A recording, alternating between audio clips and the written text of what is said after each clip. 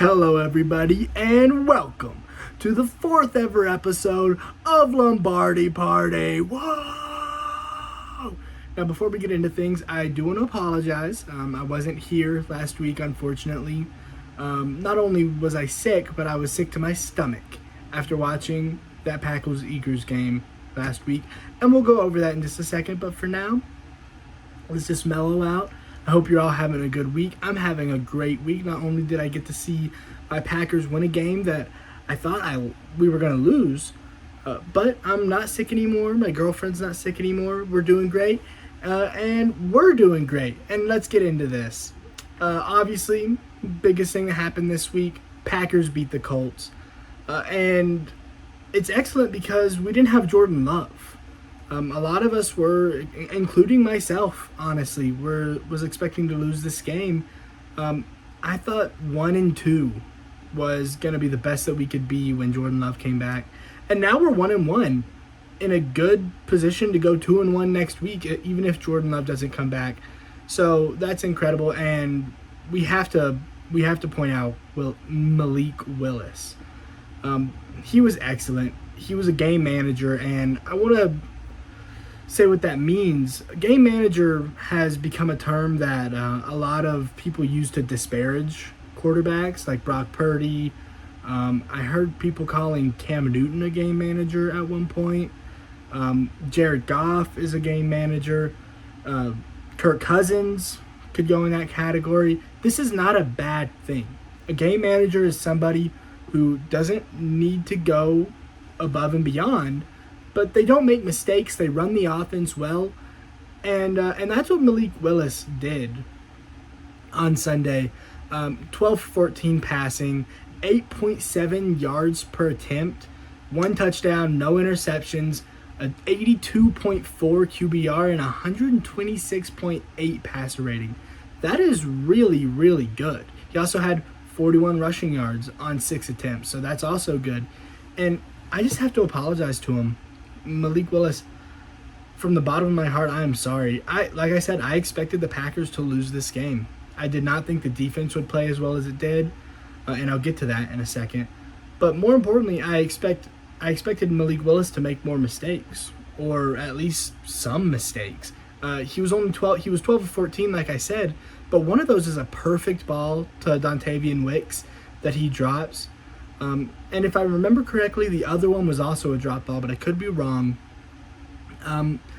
Willis absolutely zipped a ball to Wicks for that touchdown. I mean, if that was 1 second slower, if that half a second slower, or half a second a little to the left, I mean, that is a pick six.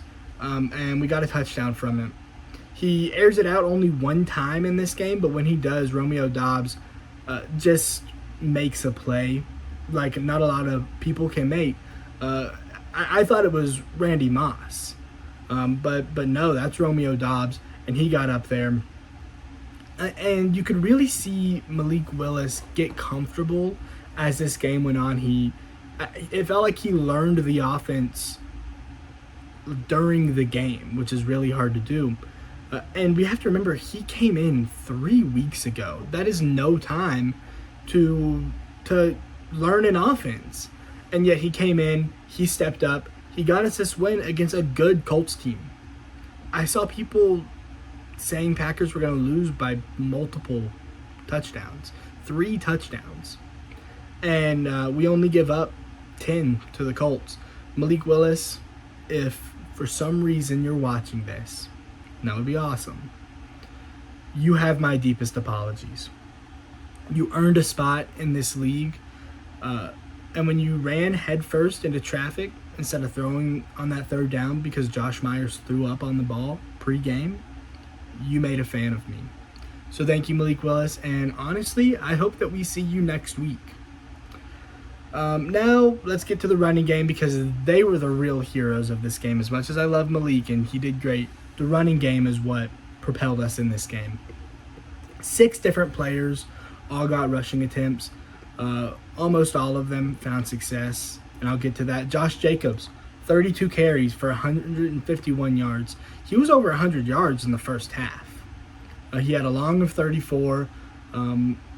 his average isn't that great, but that was hurt by late game rushes where you could tell. He said in a post game interview he could go for another half, but his legs were tired. He was tired. But that's why there were 6 people that got rushes, because we really had to rely on a multitude of people with Jordan Love not being in here. And they all came through. Malik Willis had 6 carries for 41 yards, like I said earlier. Long of 19. And a lot of them were just in crucial moments, big third downs, or getting us close so it can be a 3rd and short. And that way he doesn't have to rely on his arm, which he did well, but that's not his strength, of course. Jaden Reed only had 2 carries, but for 37 yards, the long of 22. And it was just the classic Jaden Reed jet sweep that we saw over and over last year. But it was really important in this game specifically because of all the fakes and the misdirections and just the play designs that Matt LaFleur drew up. He opened that up with that first run. He was the reason that they had to respect the fakes. They had to they could not just sit back and wait for it. They had to respect it, and that was because of Jalen Reed. Marshawn Lloyd, 6 carries for 15 yards. Not super productive, but he had some big carries to get us with short third downs. He took pressure off of Josh Jacobs, and that to me was the biggest thing that he did, because Josh Jacobs got 31 touches, I believe is what I said. 32 touches. And that's a lot. That's just a lot of touches. Aaron Jones could not do that. And I think that we really upgraded at the running back position. I love Aaron Jones. He's one of my favorite Packers ever. But he could not do that. So we really did upgrade, and I'm happy to have Josh Jacobs. Emmanuel Wilson, 5 yards for 5 rushes for 9 yards. Not really a lot of opportunity, but he just wasn't really productive. And he wasn't really needed, so that's okay. Bo Melton for 2 rushes, 8 yards. Long of 16, which means he had a short of -8, and that's where the jet sweep comes. Like, if that doesn't work, then you're losing yardage. But like I said, he had a long of 16, so it worked. He found success. And that made them have to respect the fake once again. But the real hero of this game, I know I've said that twice now, I believe, but the real hero of this game was Matt LaFleur. One of the single greatest offensive play calling performances that I've ever seen. Misdirections, wraparounds, double fakes, forward pitches, counters, options, jet sweeps, screenplays, anything that you can think, any short design that you can think of, Matt LaFleur drew it up. He was super conservative with the play calling in the second because we had that lead. And when you have a young, new quarterback, that's what you have to do. I saw some people upset, wanting him to take more shots. I was with him 100%. We had the lead. Let's just win. And I really think this game alone, he was great last year, but this game alone puts him in a tier of offensive play callers. Like, it's him, it's McDaniels, it's McVay, it's Andy Reid, and it's Kyle Shanahan. That is how great I truly, truly think he is. I have confidence in Matt LaFleur against any defense in this league. I don't care if it's the Niners. I don't care if it's the Ravens, the Chiefs. I don't care who it is. I have confidence in Matt LaFleur to at the very least, have a good game plan. And it's up to the offense to execute that. But I know that he is not going to fail us. And that just gives me a lot of confidence. The defense played well. 238 yards of total offense for the Colts. That's not a lot. Only 10 points allowed. The secondary played great. 3 interceptions. Really only 2 because one of them was on a Hail Mary. But we had the Eric Wilson interception. We had the Xavier McKinney interception. And that's 2 in 2 games for him. A lot of people said that we overpaid Xavier McKinney. No. That was a great, great pickup. I told y'all that it was one of the most underrated moves of the offseason, and we're already seeing that. They held Anthony Richardson to 204 passing yards, 17 for 34. which is ironic because that's the exact percentage that Jordan Love was on that first Sunday against the Eagles. 1 touchdown, 3 interceptions, which is really ugly. 6 yards per attempt, which is really bad. 28.7 QBR, that's disgusting. And 41.8 passer rating, that's horrendous. He was not good at all. And that was large into the front seven, but it was also because of that secondary who played great. Javon Bullard was incredible. One of my favorite Packers on the team right now. He's just so powerful and explosive. He dropped A.J. Brown in the first game that we played this year. And he never let the top get blown off, which I thought was huge. Jonathan Taylor had multiple big runs, and we'll get to that in a second.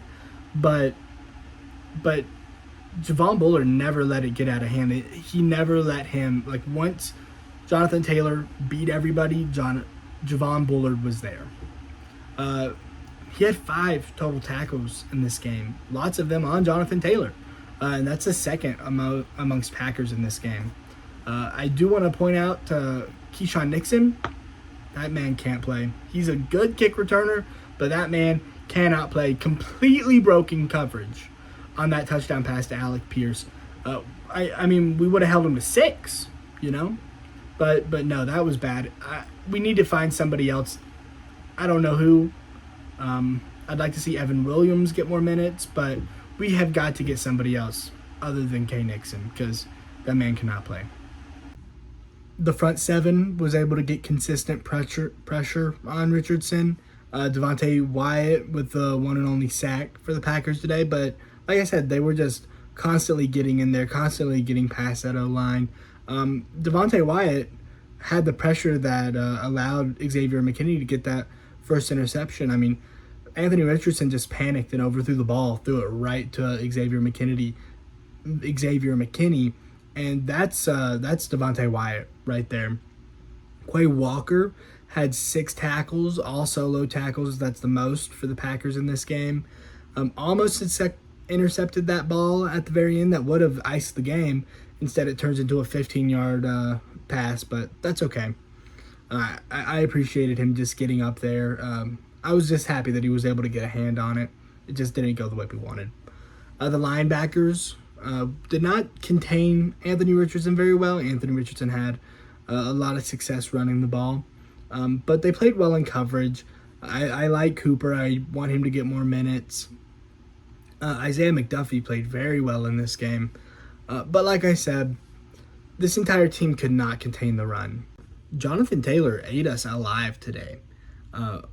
They had 140 yards rushing, but he had 103 of them himself, and only on 12 carries. That is insane efficiency. But he almost got no burn in the second half. I don't know if maybe he had some sort of injury that they didn't tell us about. I don't know if the Colts just gave up. I mean, that's what it felt like. It felt like the Colts were just giving up on the game. And they said, we'll just keep him healthy and we'll live to play another game, which, like, I respect. But they were in the game, so I didn't really understand that. But nobody could bring him down. Javon Bullard was the only person who could tackle him, it felt like. And this is a consistent problem with the Packers. I mean, we saw it in week 1. And I was hoping that was due to maybe jet lag or time zone or the field conditions, which were awful. But no, it just seems like we have a problem tackling, and we saw it today. We saw it in week 1. And speaking of week 1, I wasn't here last week to give you a rundown for that, so I'll just do it really quick right now. Jordan Love is really the only thing that I care about from that game. He didn't play super well. It was uncharacteristic of him. 17 for 34, 260 yards, one interception, 2 touchdowns, 7.6 average, which is just middle of the road, 21.8 QBR. I think that's a little low. I don't think he played that bad. And an 83 passer rating. That calf was bothering him all game, though. I'm going to give him a little bit of credit. I'm not really going to look too much into it. Obviously, we saw he got injured on the last drive, but even before that, you saw them massaging it, and I'm not sure what the problem really was, but there was an issue, and it showed up. He just wasn't playing like he normally would. But thankfully, the injury is not too serious. I felt sick after watching that game. The replay of it was even worse. I mean, you saw something pop. I don't know how it wasn't a tear, but it wasn't. So we move on. It looks like he's going to be back either next week or week 4. I hope that it's week 4. I think we can get past the Titans. And he's going to be much more necessary against the Vikings.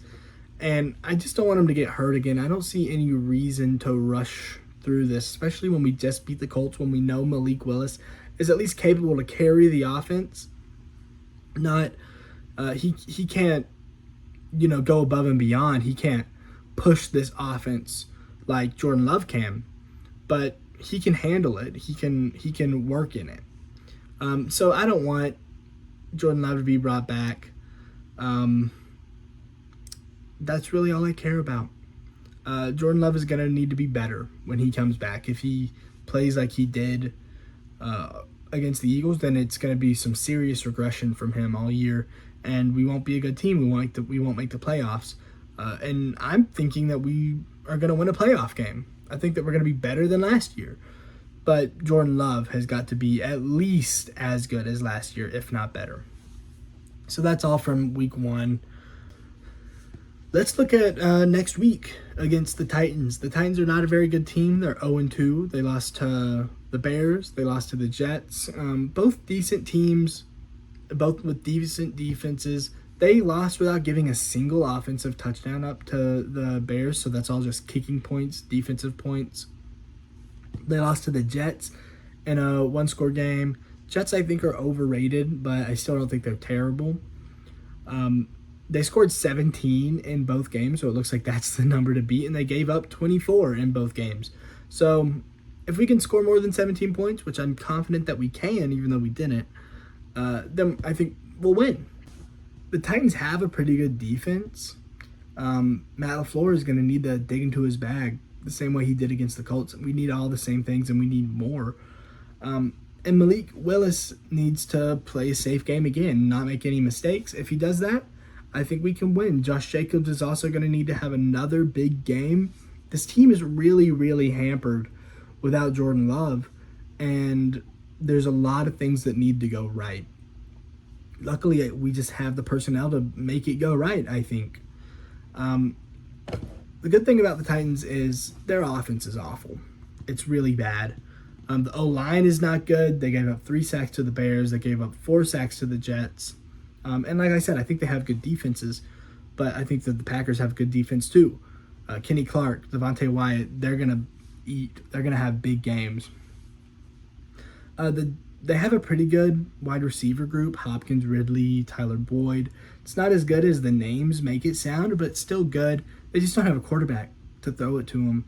Will Levis is not good, and that's what this game is going to come down to, Malik Willis versus Will Levis.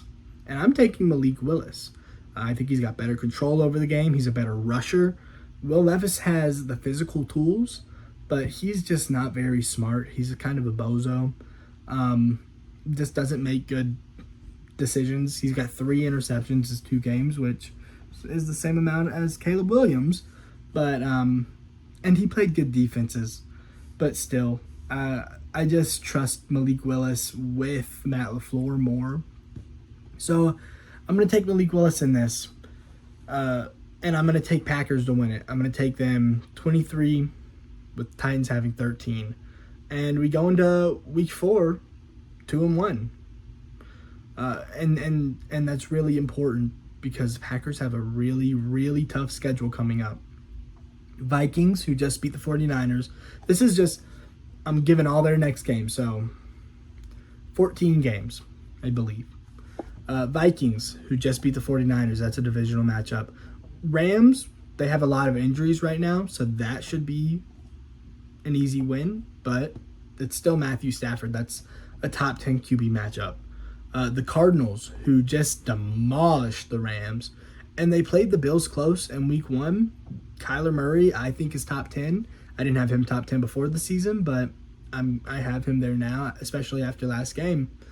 And then the Texans, another top 10 QB matchup. They beat the Bears and they beat the Colts, both in close games. This Texans defense is really good, and the Texans offense is really good. They're a really good all-around team, so that's going to be a hard game. We've got the Jaguars, who lost to the Browns, lost to the Dolphins. I think that'll be a win, but still not going to be an easy game with Trevor Lawrence. You got the Lions, who beat the Rams. They lost to the Bucks. All close games. That's a divisional matchup. NFC North always plays each other close, unless it's just the Packers dominating everybody, which it won't be this year, unfortunately. We got the Bears. Bears aren't looking very good right now. Caleb Williams is looking lost. I see some people calling him a bust. I don't want to go there yet. I think he's going to be a very good quarterback. But right now, he's looking terrible. Not terrible. He's looking bad. And that's a divisional matchup as well. Then we got the 49ers, who destroyed the Jets in week 1. They just lost to the Vikings. But it's always going to be a hard game. Christian McCaffrey should be back by then. Hopefully Deebo Samuel will be back by then. Then we've got Dolphins, who got destroyed by the Bills. Barely beat the Jags. Dolphins, I don't think, are looking too great this year, so I have hope for that game. We got the Lions again. Seahawks. Geno Smith is looking so good. The Seahawks just beat the Broncos and the Pats in close games. Neither of those teams are good, so I've got pretty high hopes for that game as well, but Geno Smith is looking good this year. And then you've got the Saints, who are looking like the best team in football.